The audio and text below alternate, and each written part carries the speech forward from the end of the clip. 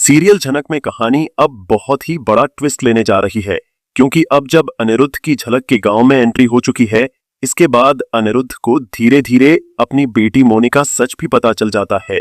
यह जानकर अनिरुद्ध और झनक के बीच एक बहुत बड़ी बहस हो जाती है। अनिरुद्ध झनक से गुस्से में कहता है, तुमने इतने सालों तक मुझे मेरी बेटी से दूर क्यों रखा? अगर तुम्हें हमारी बेटी जिंदा मिल गई थी तो तुम्हें हमारे पास आना चाहिए था। झनक रोते हुए अनिरुद्ध को बताती है कि उसके पीछे गुंडे पड़ गए थे और अगर वह इस गांव से बाहर निकलती तो वे गुंडे उसे और उसकी बच्ची को नुकसान पहुंचा सकते थे, इसीलिए उसने मजबूरी में गांव में ही रहकर अपनी बेटी को पाला। अनिरुद्ध यह सुनकर भी इससे में कह देता है, अब मुझे कुछ भी नहीं सुनना है, मुझे तुम्हें और मून को वापस कोलकाता लेकर जाना है। हम अपनी जिंदगी की नई शुरुआत करेंगे, क्योंकि वैसे भी मैं अर्शी के साथ बिल्कुल भी खुश नहीं हूं। हम दोनों सबके सामने सिर्फ खुश होने का नाटक कर रहे हैं। मुझे सिर्फ तुम्हारे मिलने का इंतजार था।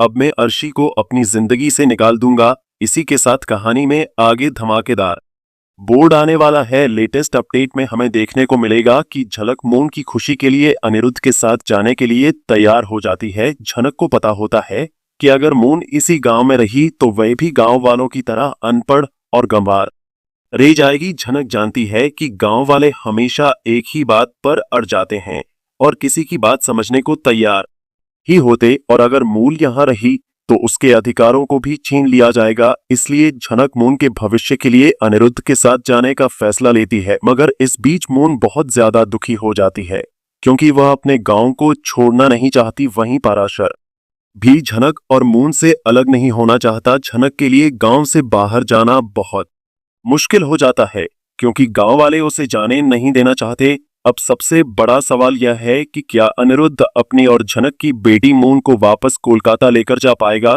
क्या पराशर झनक और मून को रोक पाएगा? और क्या झनक मून की खुशी और भविष्य के लिए अपने पुराने रिश्तों और गांव से हमेशा के लिए नाता तोड़ पाएगी? आगे